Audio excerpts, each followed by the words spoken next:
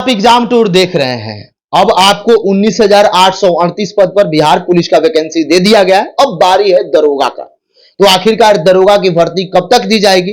क्या वहीं 1800 plus seat रहेगा या कुछ बढ़ गया? दिव्यांग का सबसे बड़ा मुद्दा है कि इस बार दरोगा दिव्यांग बनेंगे या नहीं बनेंगे।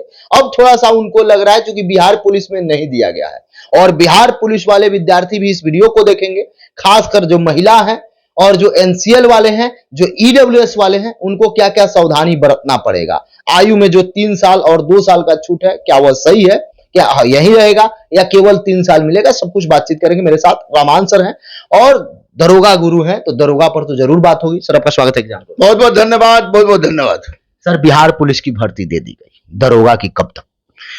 देखिए, दरोगा की बहाली अगर 14 अप्रैल को नहीं आई तो 21 अप्रैल को 110% आप नोटिफिकेशन दरोगा का देखिएगा। अप्रैल में? हाँ, अप्रैल में। अगर 20 को नहीं आई तो 14 को नहीं आई तो 14 अप्रैल को नहीं आई तो 21 अप्रैल को हो जाएगा। मतलब अप्रैल कंफर्म है? किसी हालत में कंफर्म, श्योर, साइन सब कुछ देख के पद मैंने देखा है। एक मुद्दा चल रहा था दिव्यांग को आरक्षण का, उसी मुद्दा को लेकर पुलिस मुख्यालय और गृह विभाग में नहीं सामंजस्य स्थापित हो पाई, तो वैसी परिस्थिति में लेट हुआ, अदरवाइज वैकेंसी आ गई होती। सर कितना पद रह सकता है? जब आप बोल रहे हैं तो थोड़ा सा आइडिया भी दे दें। 1896 रहे या 1900 रहे, इतना पोस्ट रहेगा ना। 1806 रहेगा ना 2300 रहेगा। ये आप तो या तो 1896 रहे या 1900 पद रहेगा, लेकिन श्योर रहेगा। श्योर इससे ज्यादा क्यों नहीं, इससे कम क्यों उम्मीद है। 18 तारीख से आवेदन करना है बिहार पुलिस के विद्यार्थी। 18 से करेंगे और उधर 18 तक करेंगे। 1 मंथ का समय दिया गया है। सबसे लोचा होता है जाति आय निवास बनवा लें, एनसीएल बनवा ले, ईडब्ल्यूएस थोड़ा सा परेशानी होता है। उनको क्या कहिएगा? आप लोग आंदोलन भी किए थे, बहुत व्यापक रूप लिया, उसके बाद सरकार झुकी, सीएसबीसी झुकी, तब विद्यार्थी को कल्याण हुआ। फिर ऐसा न करने का मौका नहीं आएगा।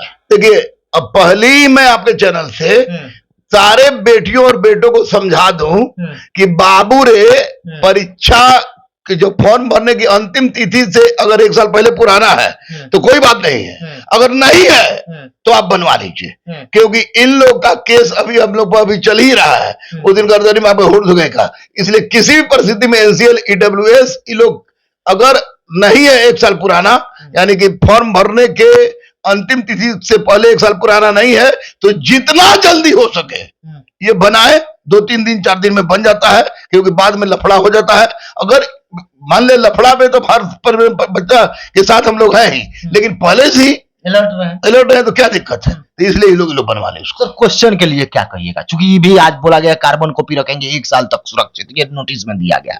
तो सुरक्षित रखेंगे तो बच्चों को दे दीजिए, देना होगा। जितेंद्र सर, जैसे आज 8:43 में आपसे बात हुई, आपने सारा कुछ बात कहा है, तो आपको किसी भी परिस्थिति में answer sheet, carbon copy, questions ये देना होगा, क्योंकि ये समय की मांग है। दलाल फड़फड़ा रहे हैं, इसलिए जितना देंगे हमको उम्मीद है।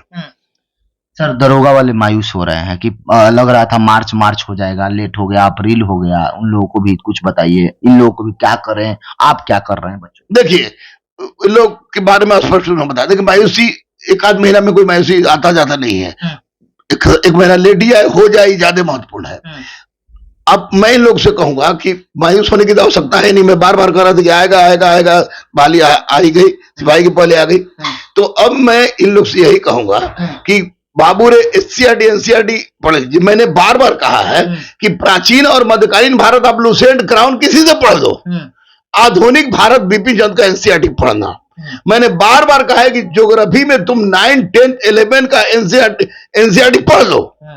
मैंने कहा पॉलिटी का तुम घटना चक्र पढ़ लो, घटना पढ़ लो। मैंने कहा इकोनॉमी का तुम क्राउन का पढ़ लो। मैंने कहा आपको साइंस बोला 9, 10 एससीईआरटी और एनसीईआरटी ये पढ़ना पड़ेगा। उसके बाद करंट अफेयर्स रगड़ के ये लोग देखे, दिसंबर से लेके अब तक करंट अफेयर देखे। और स्टैटिक के लिए कोई भी आप लुसेंट देखिए या कुछ भी देखिए, लेकिन देखिए, क्योंकि क्वेश्चन पर चिड़चिड़ इधर हुई है, निश्चित रूप से क्वेश्चन के स्टैंडर्ड में एक बदलाव रहेगा और ये बदलाव एससीईआरटी और एनसीईआरटी के पैटर्न पर रहेगा, और नहीं रहेगा तो ईंट से ईंट बजा देंगे। अब मैं बोल रहा हूं 10-10 केस खाने के बाद कि अब बच्चों के साथ गलत हुआ तो कुछ भी करेंगे। सर जैसे दरोगा की बात कहे, आप सब कुछ बुक लिस्ट बताए, सेट के लिए क्या बताइए, सेट कैसे बना? देखिए, सेट में एक तो बहुत सारे हम लोगों को देखे हैं कि ऊपर वाला कवर हटा के पुराना वाला ही लोग जोड़ देता है, तो उससे बचे और एक किसी भी अच्छे पब्लिकेशन का सेट उठाए और एक सेट उससे बनाए। एक सेट खुद अपने ग्रुप में 3-4 लोगों को ग्रुप बना के 20-20 क्वेश्चन सब लोग तैयार करें, उससे बनाए। और तीसरा, किसी अच्छे संस्थान में जहाँ रेगुलर टेस्ट चलता हो, टेस्ट के बाद आकलन होता हो, आकलन के बाद रिजल्ट बताई जाती हो और मोटिवेट किया जाता हो, वहां दे 3 सेट अगर अभी से बनाते हैं, आज जो मैंने बोला है पढ़ने के लिए वो पढ़ते हैं, तो दुनिया की कोई ताकत इनका रिजल्ट नहीं रोकेगा। मतलब 1900 प्लस 1900 प्लस रहेगा। हाँ, निश्चित। बिहार पुलिस वालों को क्या कहिएगा? बिहार पुलिस के लिए बोलेंगे, बाबू रे, बेटा रे, हमारे जितेंद्र सर ने कहा कि आप लोग पता लगाइए कि कौन कौन दलाल है। तो हम दलाल उलाल पता लगाने वाले लोग नहीं है, लेकिन कुछ कोचिंग वाले दलाल हैं, ये भी कह रहे हैं बजरंगबली के सामने। कुछ फिजिकल सेंटर वाले दलाल हैं, ये भी कह रहे हैं बजरंगबली के सामने। कुछ 4-5 को चाय के दुकान के पास बैठ के मीटिंग होती है, वो भी हम स्पष्ट रूप में कह रहे हैं। तो किसी भी तरह से अगर पता चले तो चुपचाप आप लोग खबर कीजिए, और उन्होंने नंबर भी जारी किया है। लेकिन सबसे पहले मैं जितेंद्र सर से कहूंगा कि सर, सिपाही के सीएसबीसी पर बड़ी उंगली लगा है, बड़ी कीचड़ उछला है।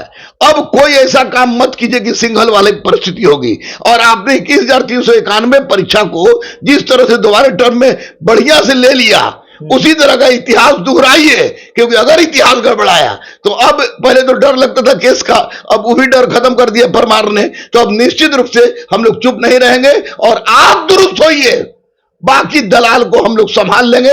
और आप लोग से भी रिक्वेस्ट करेंगे कि स्टिंग ऑपरेशन कीजिए, कोचिंग में हमारी से कोचिंग शुरू कीजिए। कोचिंग वाला दलाल है, फिजिकल सेंटर वाला सब दलाल है, या बहुत सारे हॉस्टल में बैठ के दलाली होती है, तो उससे बचे बच्चे, उससे बचने का प्रयास करें, क्योंकि किसी भी तरह गुंडागर्दी नहीं होगी, नहीं होगी, नहीं होगी। और आप 9th-10th का जो भी पढ़े हैं, 9th-10th का एससीईआरटी बिहार बोर्ड ही पढ़ लीजिए, बिहार बोर्ड पढ़ लीजिए। करंट अफेयर्स दर्पण पढ़ते हैं तो दर्पण पढ़िए, और उसके बाद मैथ और रीजनिंग में, जो मैथ रीजनिंग सब का लगभग ठीक ठाक रहता है, उतना बहुत ज्यादा रहता भी नहीं है। इसको अगर आप पढ़ लेते हैं तो पढ़ाई, दौड़ाई और जम के खिलाई, तब जाके वर्दी पाई वाली बात है, ये तय है। चलिए, बहुत बहुत। चूंकि जनरल का जो एज होता है उसमें 3 साल का छूट मिलता है, ओबीसी विद्यार्थी हो, चाहे ओबीसी हो या ईबीसी हो, दोनों को मिलता है।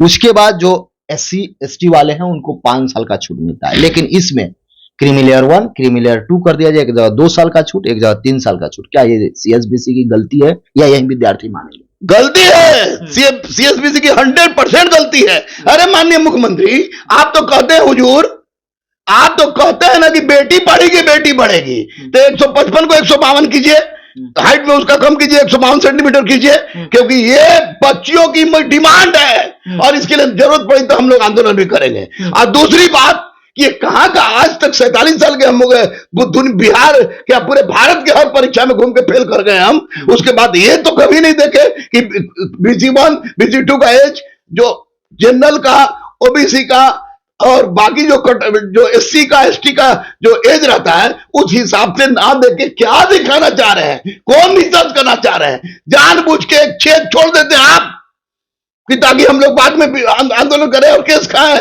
ये मत कीजिए। टोटल जिस तरह का एज की परिपाटी चलती आ रही थी, उसी तरह की एज की परिपाटी होनी चाहिए। अगर ये नहीं हो रहा है तो ये गलत है। सर, एक और प्रश्न है, जैसे बोला गया है कि महिलाओं को खासा छूट है, लेकिन जो महिला जनरल से आती है उनको तो बाहर वाली महिला भी उसमें शामिल हो जा रही है, ये भी दिया गया है, सब लोग को दिया। महिला को तो सबसे ज्यादा प्रताड़ित है। ये अधिकारी सब जो है ना, खसक गया है, अधिकारी खसक गया है। नीतीश कुमार, पता नहीं नीतीश कुमार हस्तक्षेप कर रहे कि नहीं कर रहे हैं, अधिकारी खसक गया है। कोई नेता कहता है कि हम 100% डोमिसाइल लागू करेंगे, अब कोई कहता है कि चले भाई हम नहीं करेंगे। अरे काहे का बिहार की बेटी के साथ जो नाइंसाफी होगा, बिहार के बच्चों के साथ जो नाइंसाफी होगा, तो ये बिहार के साथ नाइंसाफी होगी। इसमें ये लोग अगर इस तरह का काम करते हैं तो ये बहुत बड़ा गलत है और बच्चों के साथ बहुत बड़ा समझ कि कुठाराघात है। और माननीय मुख्यमंत्री का जो सपना है कि बेटी पढ़ेगी तो बेटी पढ़ेगी तो बेटी पढ़ेगी, उस पर ये कुठाराघात है। ऐसा नहीं होना चाहिए, ये बिल्कुल गलत है। और जितेंद्र सिंह ने ऐसा किया है, अगर क्या उन्होंने किया ही है तो इसको फिर से सुधार के नोटिस निकाल दिए हुजूर। काहे के लिए गर्दनी बाग को नैहर हम लोग का बना दिए हैं? नैहर में हम लोग बार बार नहीं जाना चाहते हैं, ऐसा बात मत कीजिए। नहीं तो इन अगर बच्चों को, इसके लिए अगर बच्चों के साथ कोई दिक्कत हुई तो हम न पीछे हटे थे, ना हटे हैं, ना हटेंगे। हाथ काटे थे, अब बच्चों के लिए जरूरत पड़ी तो गर्दन भी काट लेंगे। बहुत बहुत धन्यवाद। Thank you, thank you, thank you.